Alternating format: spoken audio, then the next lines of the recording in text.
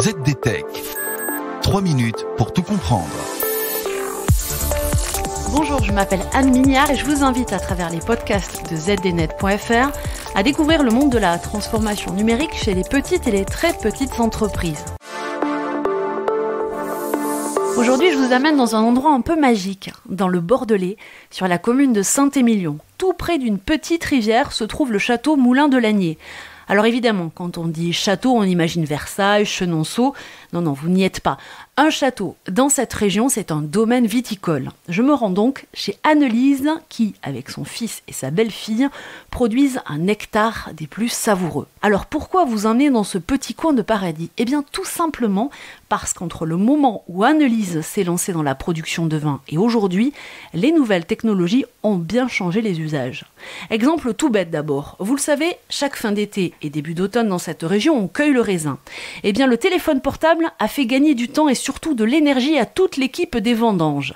Pourquoi ?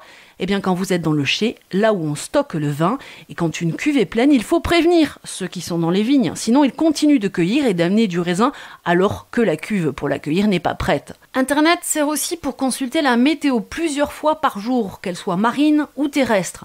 Et du coup, si la pluie est annoncée, pas la peine de traiter la vigne, car l'eau va tout emporter.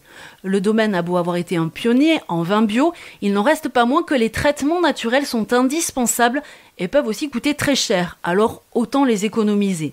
L'informatique permet aussi au château de connaître ses stocks.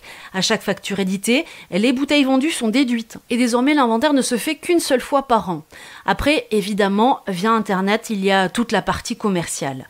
Grâce au site et aux échanges par mail, l'exploitation s'est développée. Et puis Internet sert aussi à Olivier, le fils d'Annelise, lorsqu'il doit réparer une machine agricole. En quelques clics seulement, il trouve directement la pièce qu'il lui faut et dont il a besoin, la commande, et celle-ci peut arriver rapidement, ce qui est précieux pendant les vendanges. Et puis il y a aussi toutes les déclarations administratives obligatoires, comme les douanes.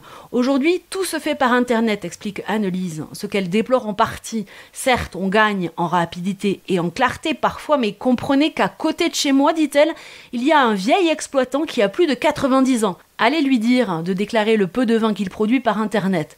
Heureusement, c'est elle qui s'en charge.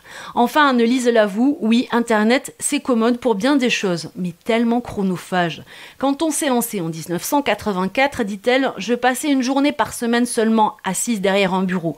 Aujourd'hui, c'est tous les jours que j'y suis. Et moi, dit-elle, je préfère largement être dans mes vignes. Voilà, c'était l'histoire du jour des TPE-PME dans le monde du numérique. Des récits signés zdnet.fr à retrouver sur toutes vos plateformes préférées. ZDTech. 3 minutes pour tout comprendre.